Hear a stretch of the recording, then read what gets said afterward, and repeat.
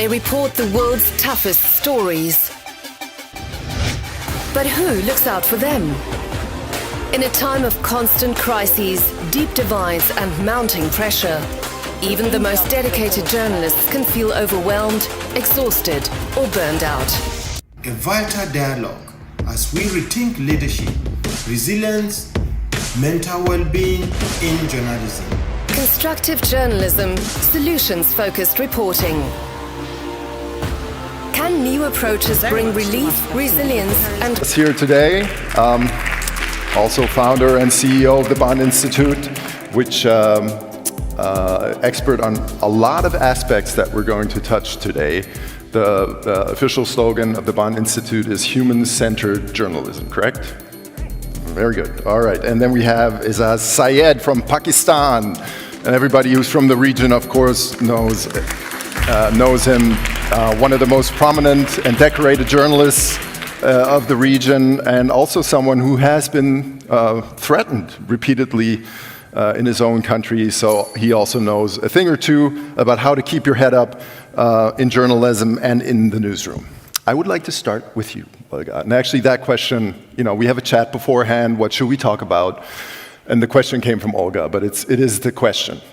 Especially recently, you might spend a night in a bunker because of the bombings or the drone attacks, and then you go straight to the newsroom.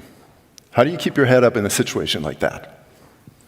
Thank you for the question, which was my question. Exactly, so you're thanking yourself. I just wanted to start by saying that when I got the invitation for this event, and the email said, we want to have you on the panel called How to Keep Your Head Up in the Newsroom, I sent the screenshot of that to the chat with my editors, and I said, I don't know if I know how.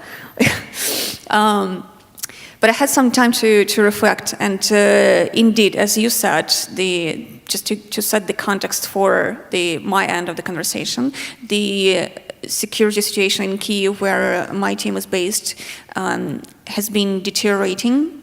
And if in the previous, my God, what is it, 3 years of the full-scale war, the decisions you had to deal with is sending people to the front line, and the main danger would occur there.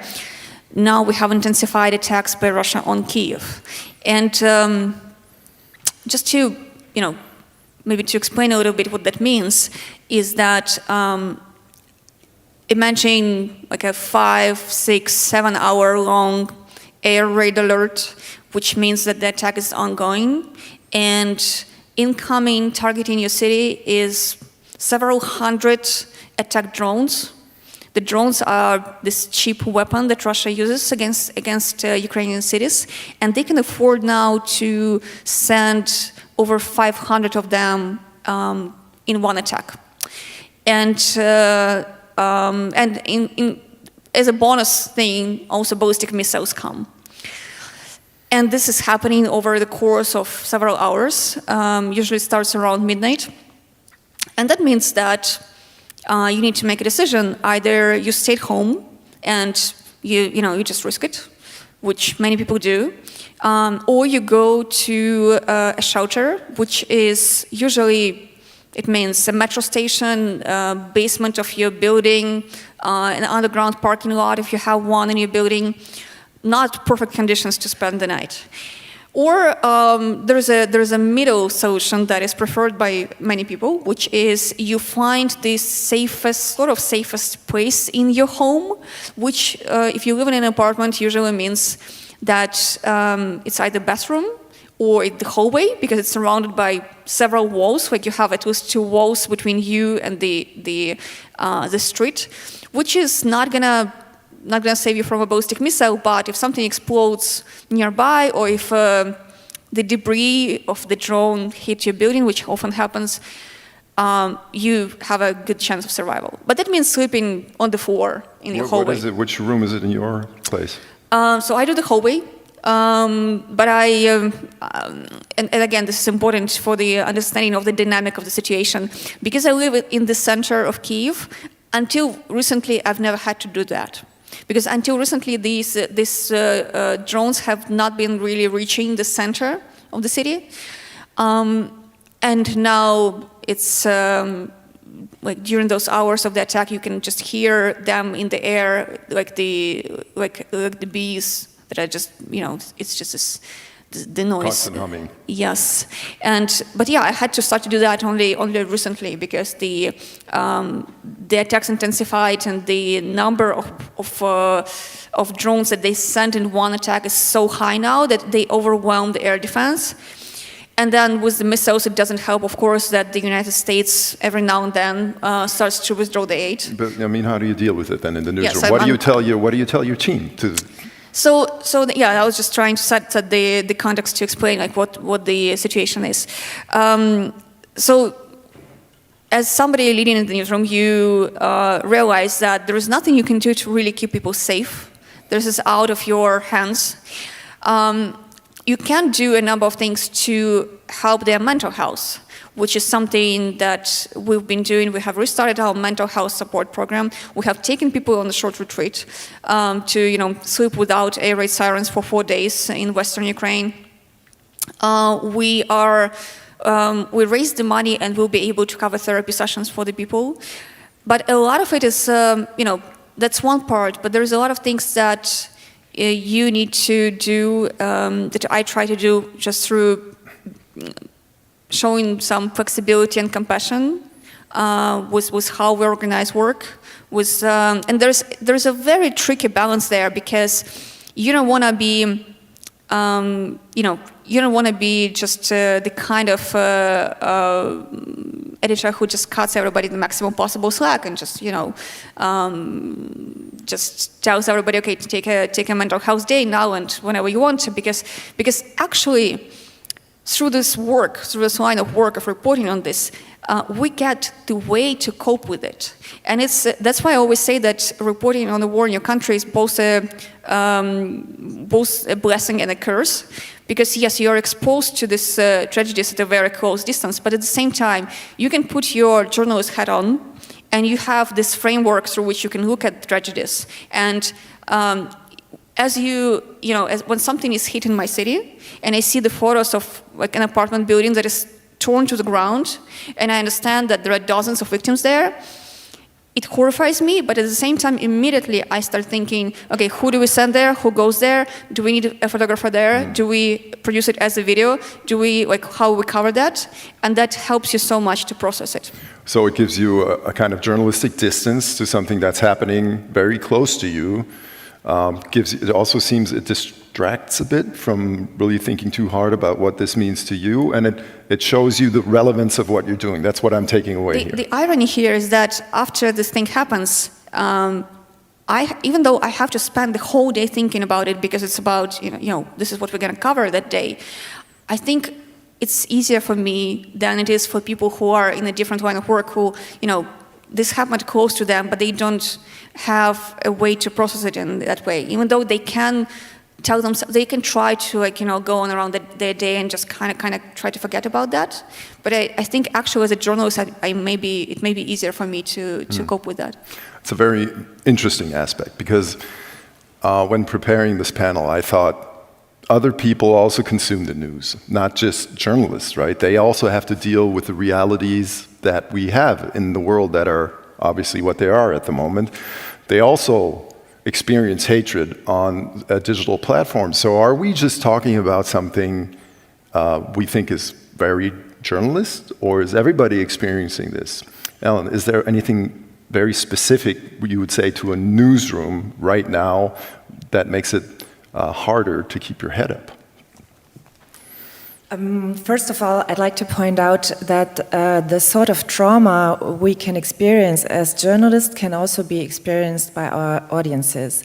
There is psychological evidence that the amount of personal distress that you face once you are on site, for instance during a terrorist attack or something like that, is about the same as if you watch it later on a video.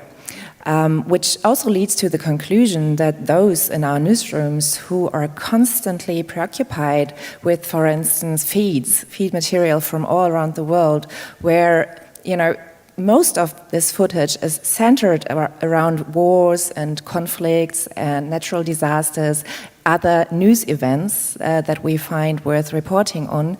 They are exposed to this sort of very distressing material. And of course, it adds up as they also face time pressure, right? And they don't get a break. So the material as such has got the potential to be traumatizing. Of course, that differs from person to person.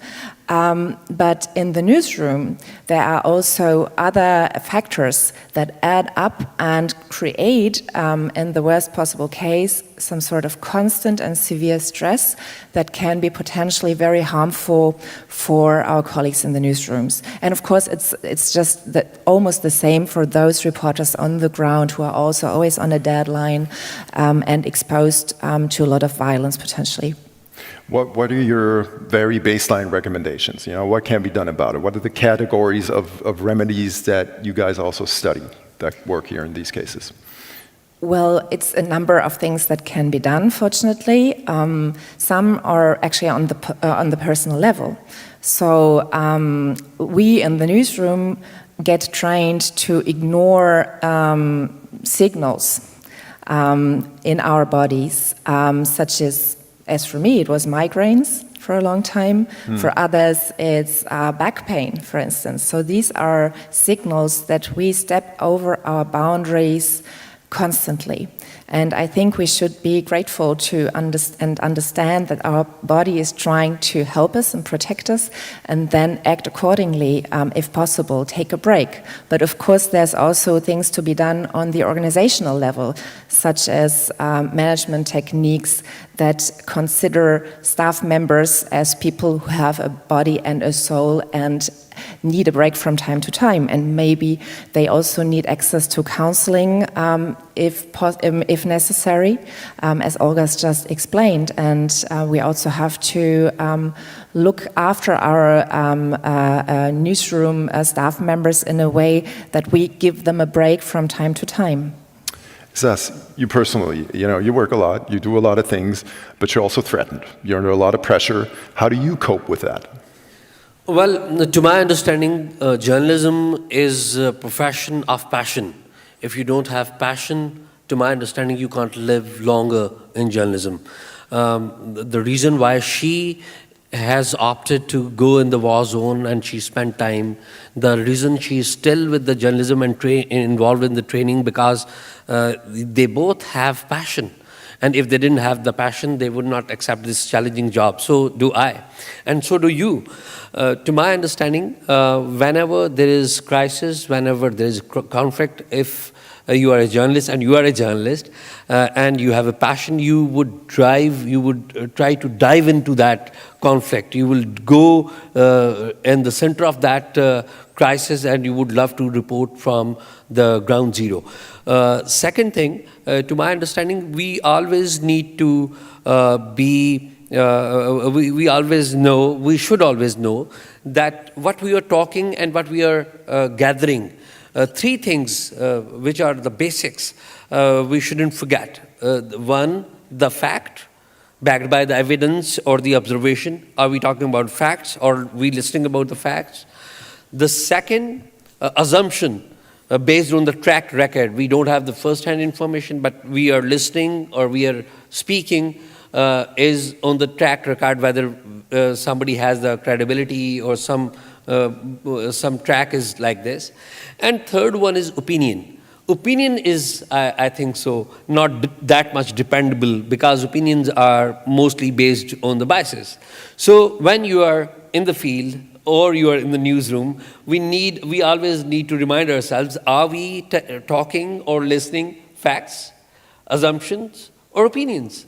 So this is a very interesting way of dealing things in the field and also in the newsroom. So my way of doing journalism is this, that always have the curiosity and always keep your passion alive, that you want to become the number one journalist to give information to your audience far before anybody else. And so that pushes away all the nightmares you might have and all the problems you might have? Yeah, you have problems, but whenever you see, whenever there is a big crisis, and you are, I come from a country which is witnessing a constant war. We witnessed the war on terror. We remained victim of war on terror. We've lost more than 90,000 people in that country. There was a time when every alternative day there was a suicide attack, and sometime it happened that I myself walked beside the dead bodies. I reached there soon after the suicide attack, or I left the place, and soon after that there was an attack. So it keeps on going. But sometimes it also requires some time, some breathe as well, some break as well. Unfortunately, in countries like Pakistan and third world countries, there is no solution for the mental rest and mental peace. We keep on working, but of course, when you are working, you need to take a break. That is also very necessary. Ellen, you think this might catch up with him someday? Yeah, I was just thinking, because you mentioned the passion that we, without doubt, all have for this profession. Some would even say it's a calling to be a journalist. And that's very similar to other professions, such as in the medical sector, nurses, for instance.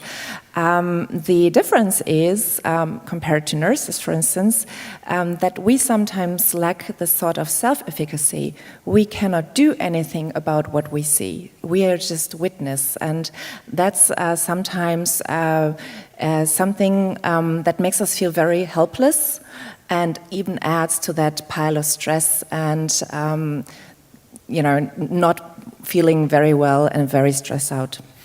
We've talked a lot about sort of macro measures, therapy, all this is important, but what could you do as a journalist by yourself, to somehow deal with all that?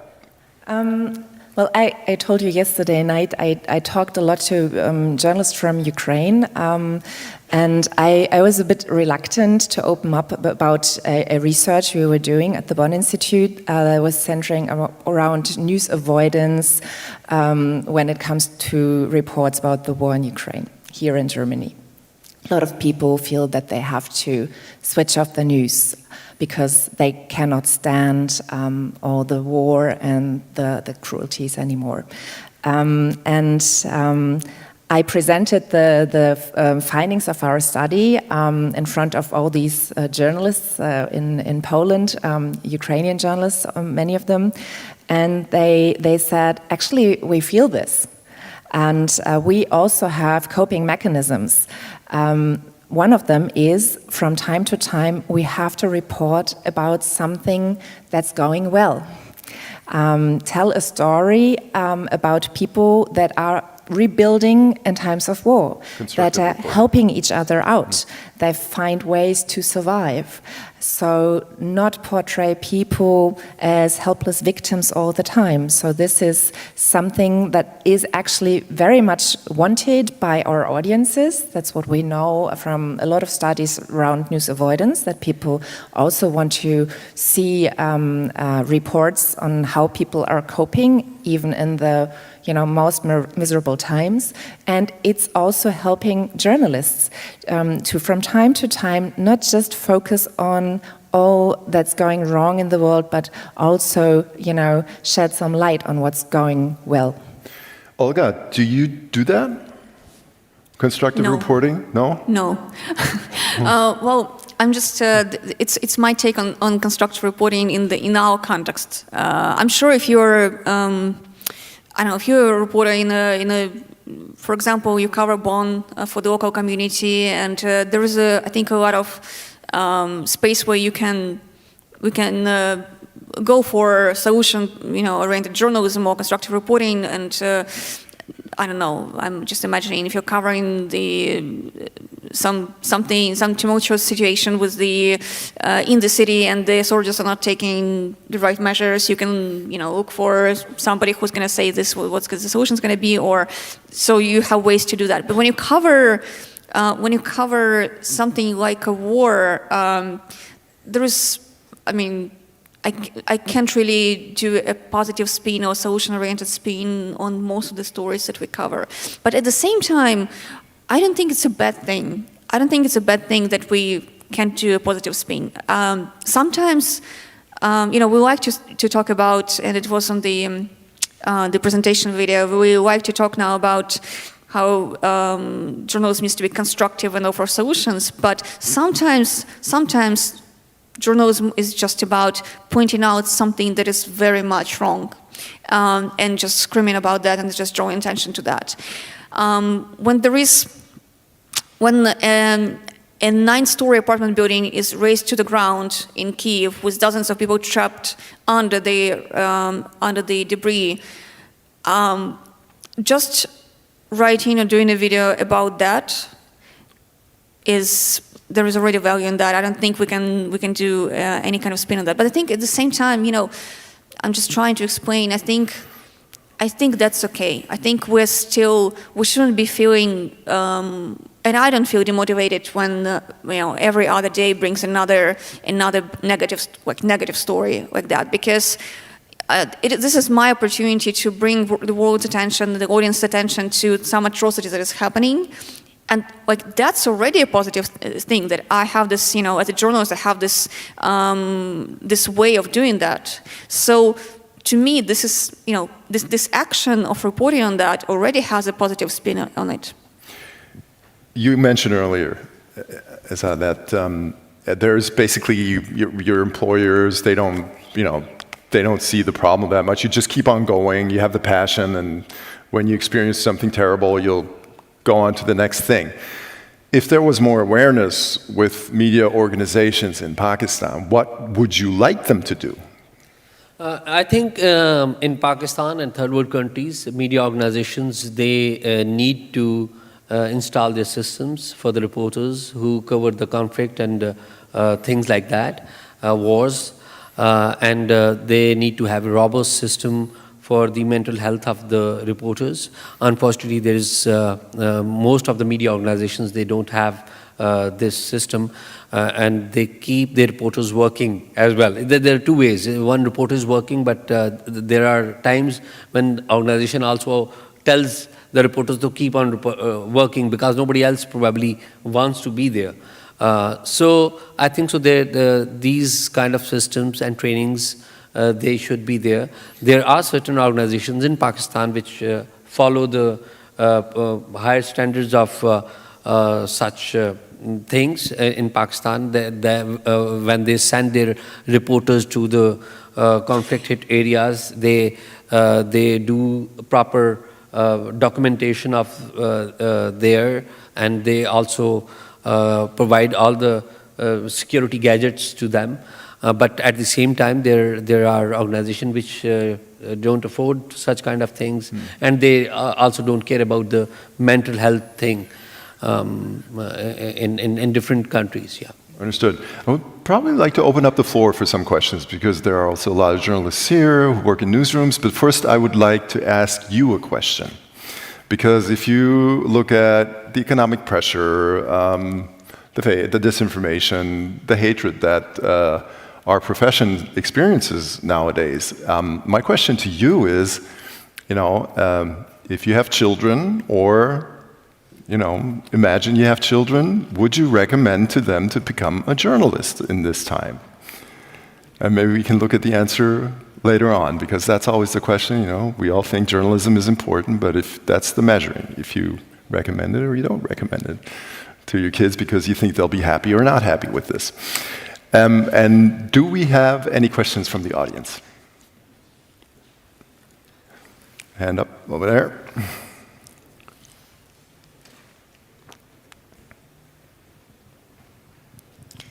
Hello, everyone. Thank you so much for being on this panel. It's an open question to all the panelists. When should you not keep your head up? when should you actually stop as a journalist? What would you say to that? You can go first.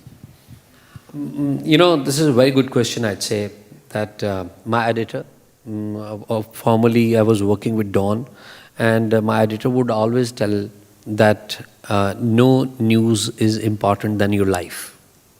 The life is very, very important. That you shouldn't, wherever you feel that your life is under threat, you shouldn't be at that place. But again, this comes to passion. You forget when your passion is there. I remember exactly when in July 2021, Taliban, they were taking over different parts of Afghanistan, and they were heading towards Kabul. You know that Pakistan is bordering with Afghanistan, and Pakistan and Afghanistan doesn't enjoy very good relations. So at that time, I was the first Pakistani journalist who decided to be in Kabul. So everyone stopped me not to be in Kabul, But again, it was not only myself. I saw many international journalists who were there. On 27th of August, when Airway Gate, bombing happened, I was very much there at the near the airport, and there is film of not only mine. There are many other international journalists who were there. But again, we should try our best to keep reminding ourselves that no story is more important than our lives. Are you sure you're doing that? Yeah, everyone, again, Max is a very good question. Again, everyone has his own calculation of threat. Probably you are having a different calculation of threat, and myself, I'm having a different calculation of threat. Every journalist has his own decisions to make. So you're never in a situation where you say, I shouldn't have done that. That was too dangerous. That was a close call. When I look back now, look back my reporting in Afghanistan, there was a time when a Taliban, militant, he loaded his AK-47 on me, and he was, I don't know what would have happened if I would have given him one more argument, but I stopped. But I just look back, I said that I shouldn't have spoken, I shouldn't have been there. There are certain areas. But again, we should keep reminding ourselves that no news is important than your life. Wonder whether that actually helps then with the mental health aspect of it, but it's certainly a good plan to stay alive. No question about that. Ellen, you mentioned earlier that some journalists can't even bear their own product anymore, because it's all about disaster, wars, and all that. And what kind of product do you see, should we produce that, not only our audiences wouldn't avoid it, but also we could bear it, which is kind of the same symptom? Yeah, actually, that's a quote from one conversation I had at Der Spiegel. It's a German weekly magazine focusing very much on investigations. And one of the editors there told me, on the weekends, I just can't bear it anymore. I totally switch off. I am actually a news avoider myself. So, and that happens frequently, that journalists are telling me, it's really getting too much. And a lot of them appreciate when we discuss that even our audiences tell us that it's getting too much, and that audiences would like to see a better balance of stories about what's going wrong, and where we can also see hope, innovation, solutions, and these things. I think that's a good way to go. Of course, other people from Der Spiegel told me it doesn't work with their magazine and their audience. So that's not the silver bullet. It doesn't work. Olga also said it doesn't work for her publication. So everyone's got to find out for themselves. I just think what we should really pay attention to is what our audiences generally say, and many say What would be helpful, for instance, when it comes to war reporting, we've done a research on that at the Bonn Institute, is more focus on humans and how they are coping. So do not focus, for instance, when it comes to Ukraine, on what Putin is saying all the time and on the battlegrounds and the cruelties all the time, because this can really create a feeling of a quiet helplessness in our audiences as well as with journalists. Instead, please also focus on how ordinary people are coping, how they're helping each other out, because that's like really relevant information for many also here in our audiences, not just in Ukraine. And I think there is a lot of stories to be told. It's just that traditionally in newsrooms, they are not considered to be relevant. And I think this could really change a bit. So open your eyes and see all the potential of stories that are out there, not just, the bad news. Yeah, I just wanted to follow up and add something that I remembered because of something that you said. To have something, something like a solution for the end of this discussion. Something that's really been helping our newsroom is the connection with our community. And I've never before worked in a place that had such a strong and such a direct link with the community, because the Kyiv Independent is a reader-funded organization. We have 20,000 members who support us. And they are the people that we maintain communication with. So we have... So no communication with people that are not members, right? No, there is, of course. Okay. I mean, they can send emails and comment and they can also give feedback. But this core of the audience that is literally invested, they have been so helpful, not just for feedback, but also for support. And we have been doing something that is very uncomfortable and unusual for journalists, which is telling our own story as well. We're not adding ourselves to the stories we report. So on the website, you will see traditional stories with the, they're not opinionated, not editorialized. But at the same time, through other channels of communication, like direct emails to the audience or social media, you will see us immersing ourselves a bit, telling them a bit about how this recent time with amplified attacks has been for us as people living in Kyiv and so on. And they are interested, they're grateful for that, and they respond overwhelmingly with, just messages of support, just reactions, and it helps so much. It's, if you ever have a chance to send an email to a journalist or like anyone just saying good job. Good job, and it can find, this email can find you as a journalist in the exactly right moment when you have been having a crappy day, and this one line from a stranger can really be a lifeline. But, I mean, you must be the target of Russian trolls, too, right? To a certain, you must get a lot of negative feedback as well, but it doesn't matter then, or as much? We have been getting, I don't know if they are Russians, I think they are Westerners who have been exposed to Russian propaganda, but there are sometimes emails and comments, especially on YouTube, I don't know why, but Russia's gonna win, can't wait for all of you to die, and so on and so on. But to be honest, they're drowning in the ocean of support. And I hope that's gonna stay that way.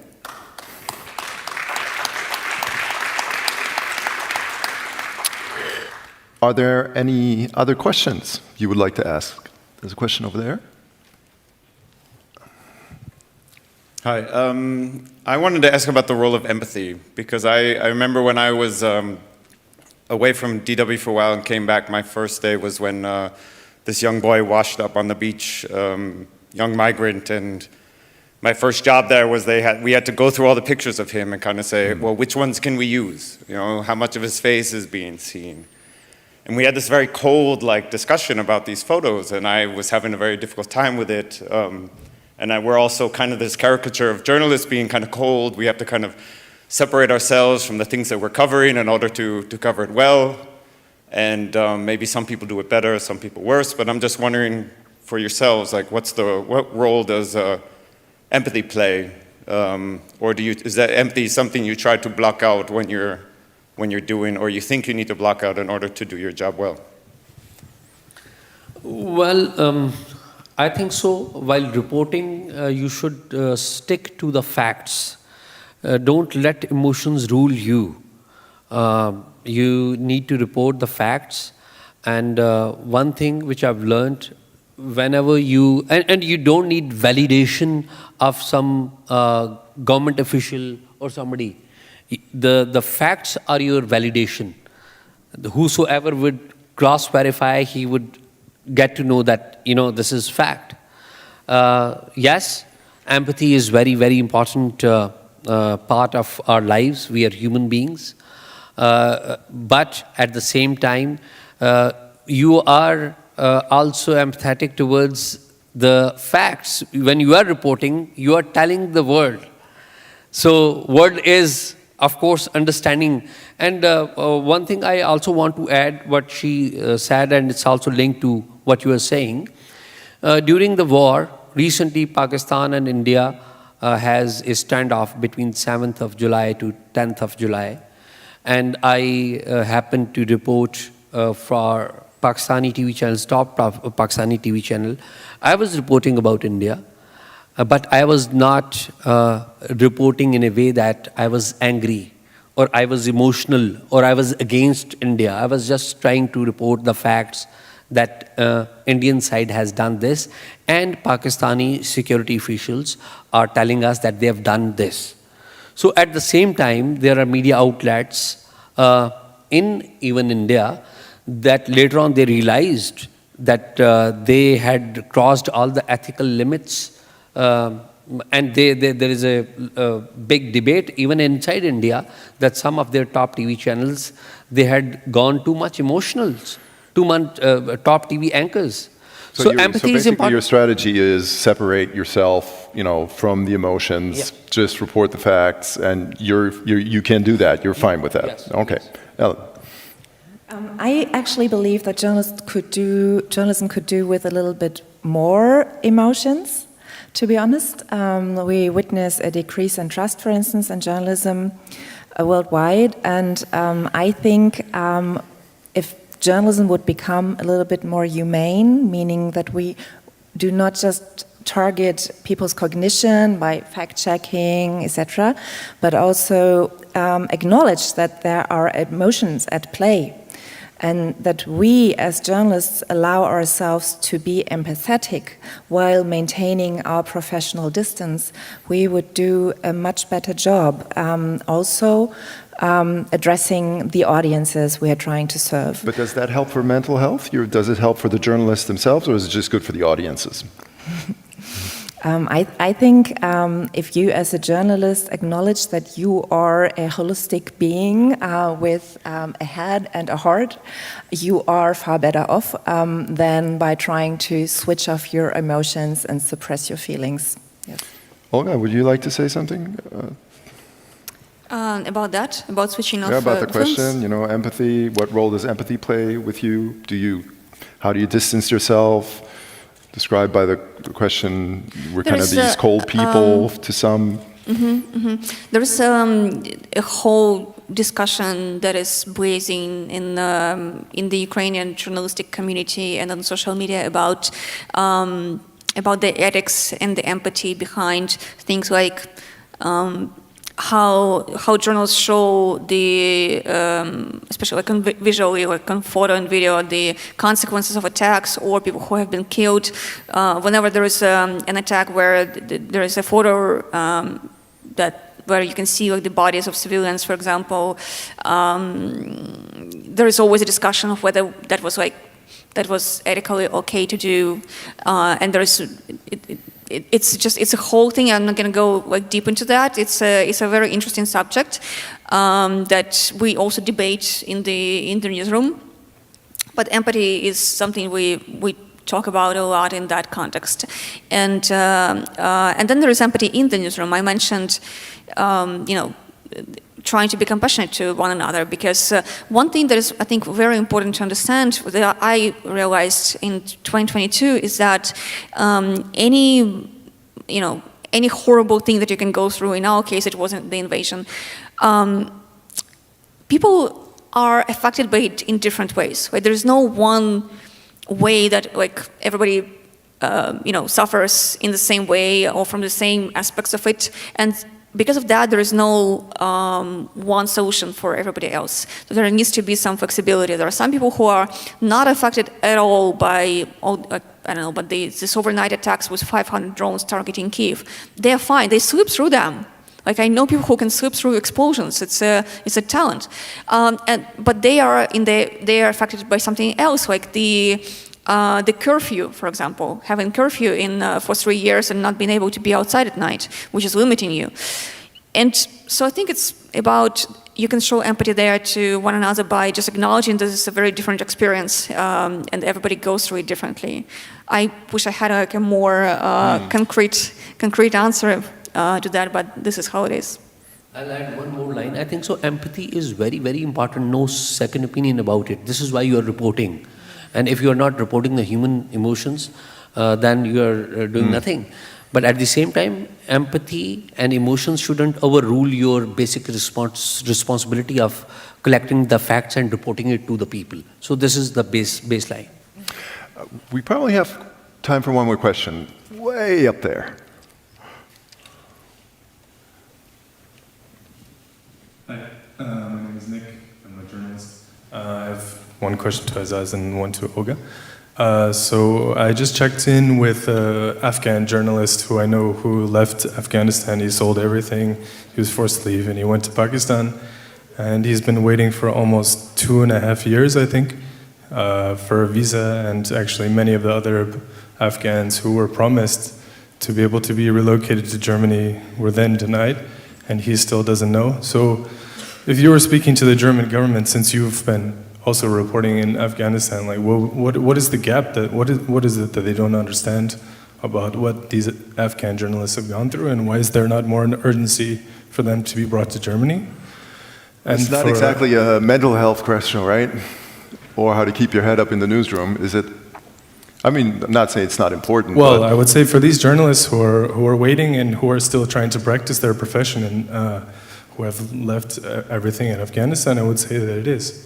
Because they want to be able to also be able to report in Germany. And I mean, if you want to say something briefly about that, no problem. It's obviously something you two can probably discuss later then. Yeah, I think so. I don't represent the government of Pakistan, neither I represent Germany, but at the same time, I accept that there are a number of journalists in Pakistan who have migrated after the Taliban takeover in Afghanistan back in 2021, and they are in a miserable situation because Pakistan has also announced a crackdown against all those who are living without visa.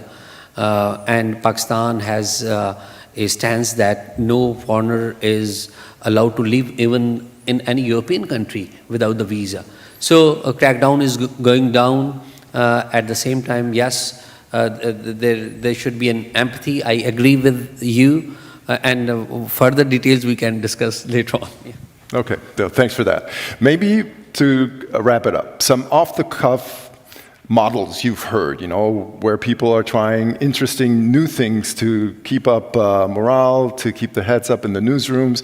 You mentioned what you're doing, retreats in Western Ukraine, therapy sessions. I've heard of a Canadian newspaper that has a happiness reporter.